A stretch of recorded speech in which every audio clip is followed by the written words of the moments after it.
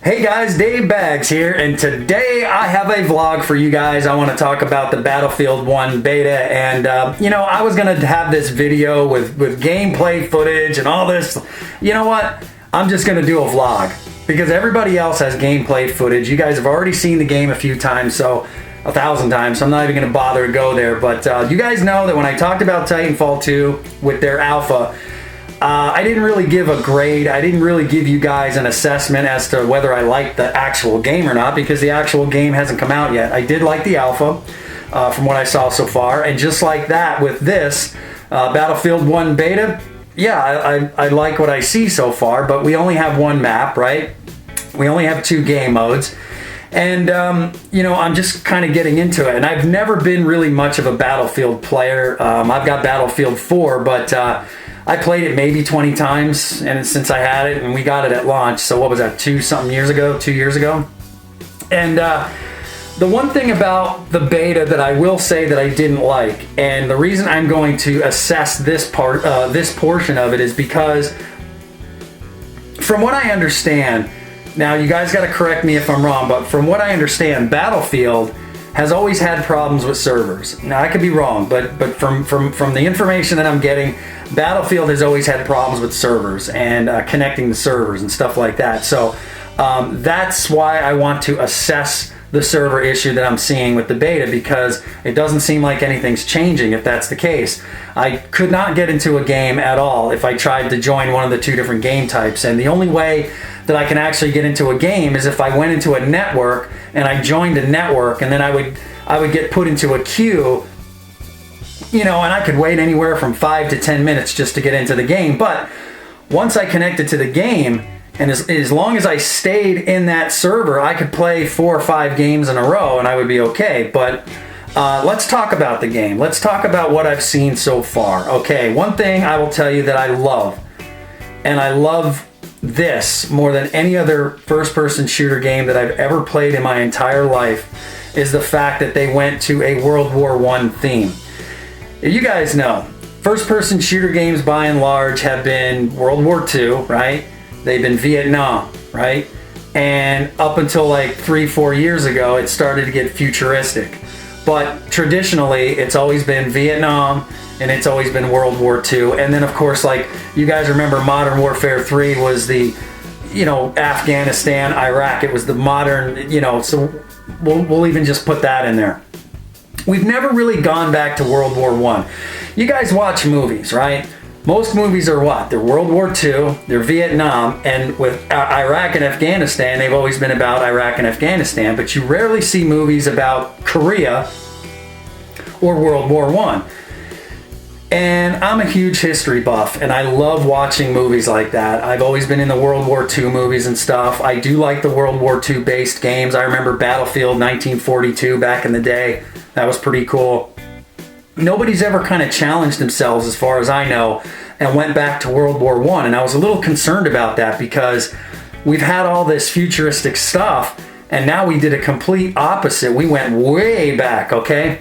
And I'm pleasantly surprised in what I see. I love the weapons in the game so far. I love the mechanics of the weapons so far. I love the look and the feel of the tanks and the planes, and the look and the feel of just the soldiers themselves and the things that they say. These are things that they said back in those days, butter, what was it, I don't know, today we use alpha, the phonetic alphabet, Alpha, Bravo, Charlie, Delta, and, butter, and what was the other one, apple.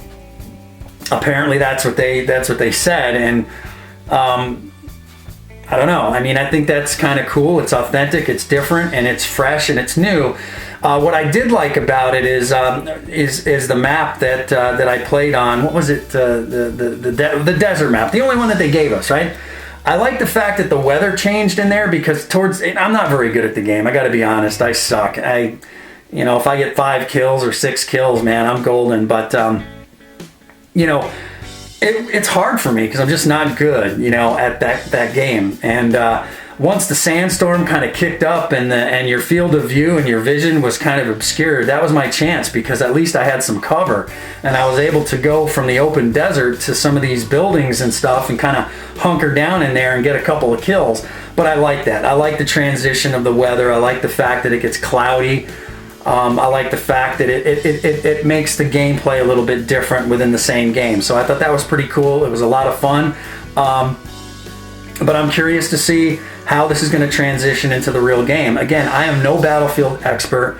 I am not a Battlefield player, okay? I've played the game, but it's not like with Titanfall, where I love Titanfall. I love Titanfall 2, and or I'm gonna love Titanfall 2. I know it. But you know, with this game, it's really new and it's fresh and it's different, and I'm just trying to kind of come around and come with the game and grow with this and just kind of see where it takes me. But I can tell you, I'm not as skilled in this game, you know, especially against a lot of these other players. They're much better than me, but that doesn't take away from the fact that I am having fun. It's pretty satisfying for me in Battlefield 1 when I can finally get a couple of kills. It doesn't happen very often, but you know, when it does, it's like getting a birdie in golf. You know, for me, it doesn't happen at all. And so that was pretty cool and refreshing about the game. I love the mechanics. I was in a tank one time, and this is what I always loved about Battlefield in general, is you shoot a building, it actually blows up. You know, there is no, you know, in Call of Duty or games like that, you shoot a building with a tank, it just, well, there's no tanks in Call of Duty, but you shoot a building with a rocket launcher in Call of Duty and nothing happens. I like the fact that the dynamics in the game and the obstacles actually move and they actually explode and they blow up, and it's pretty scary when you're inside of a building and a tank blows the wall off and you're standing there with your gun going, alrighty guys, go ahead and shoot me. But it's early, it's the beta, there is always going to be mistakes, there's always going to be things about the game that are going to change over time, I'm sure. I do hope they fix the servers, but overall, I'm having fun with the beta. I am enjoying myself with it. I will be picking this game up on the 21st of October. I will also be picking up Titanfall on the 28th of October. So those are, at least with Titanfall, I'm actually going to take a day off from work. I'm not going to work that day.